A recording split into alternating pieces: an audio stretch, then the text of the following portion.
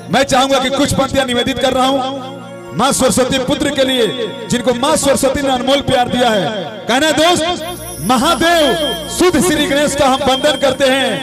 गीत संगीत के दिव्य ललाटों पे भावों का चंदन करते हैं। स्वर शब्द आदि लय भर देने वाली कंठों में ऐसी मां सरस्वती का हम अभिनंदन करते हैं, जो कि आज ऐसे महापुरुषों को जो स्वयं इसके कंठ में प्रवेश की है, वो क्वालिटी आपको झलकेगी। विनय तिवारी हम सबों के बीच, चलिए। हेलो हेलो भैया, थोड़ा रिवॉल्व दी ना, लेवल बढ़ा दी। हेलो हेलो हेलो हेलो, लेवल उठाइए कि राखी भैया।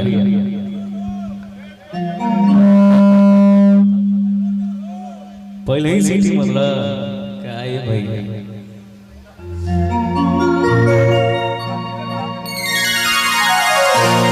आज कितना अच्छा लगा था। हमने के बिग बॉस अभिषेक मिश्रा भैया के जन्मदिन में आई बानी जा। सबसे पहले भैया के हैप्पी बर्थडे, और इतने कहा कि जी अपना मर्जी से। और हम अवोध वाला बिना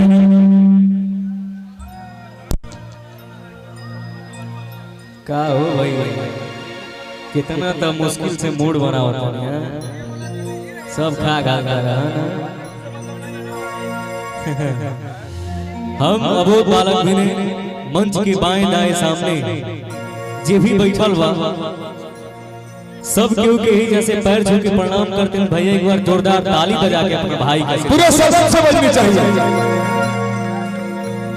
है के बना दी थोड़ा revolve. Hello hello hello hello hello hello hello. सबसे पहले माहौल तो दूसरे बन गई बा, लेकिन एक लाइन माई के शहर है, ओकरा बाद से आप सब जौने कहब तौने हम गाई।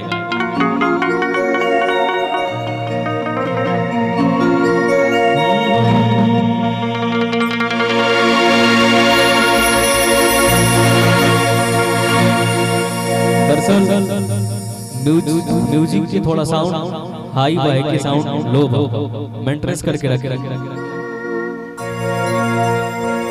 और हमारे बड़ भैया पवन भैया, जिनके चलते हमें जाई बड़े भैया हमारे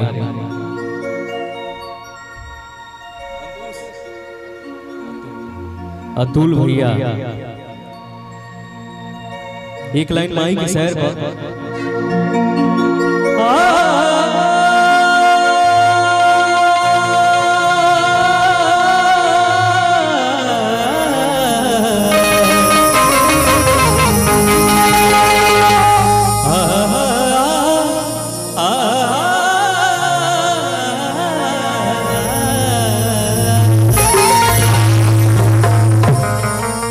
एक लाइन कि मैया हमें न बिसारियो, मैया हमें न बिसारियो, चाहे लाख भगत मिल जाए,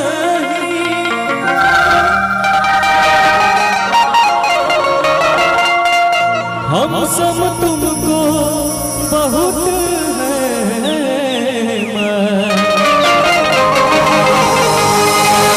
तुम सब हमको।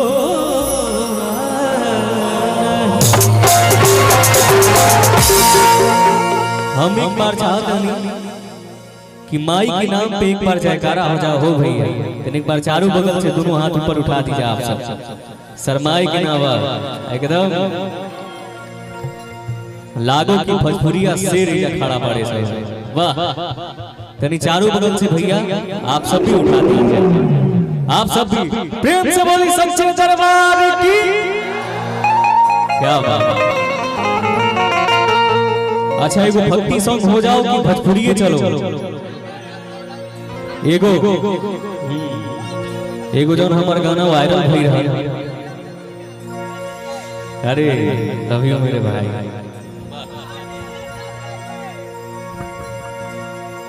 ये तो प्यार है। एगो भाव कि तोहरा द्वारा से लम्हर दुआर नहीं खे, कि तोहरा माया से बड़ा संसार नहीं खे। एगो हमरे पर आधारित गाना बा भैया। हम चाहते हैं कि जब हम गाना गाएं तब सब आदमी के हाथ ऊपर उठ के ताली बाजे के चाहिए हो भैया। कि माई भइलू माया देलू जिंदगी सवार, कि तोहरे चरण में सिरवा झुकावता।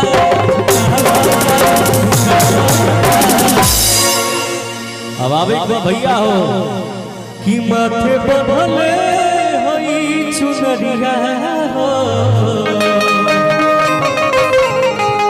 कि तोहरे दया से दुनिया भजन। अब एक बात मूड में कि तोहरा द्वारा से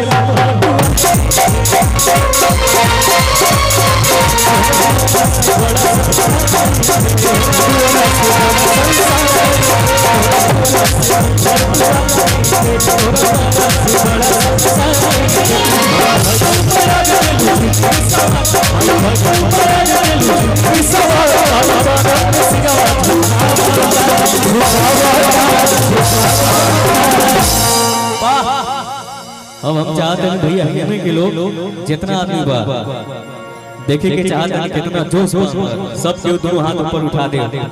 बड़ भैया मंटू भैया खड़ा बने वाह। खाली हमें के लोग अभी आप सब नहीं, आप सब की भी बारी है। जब हम गाएं तब ताली बजावे।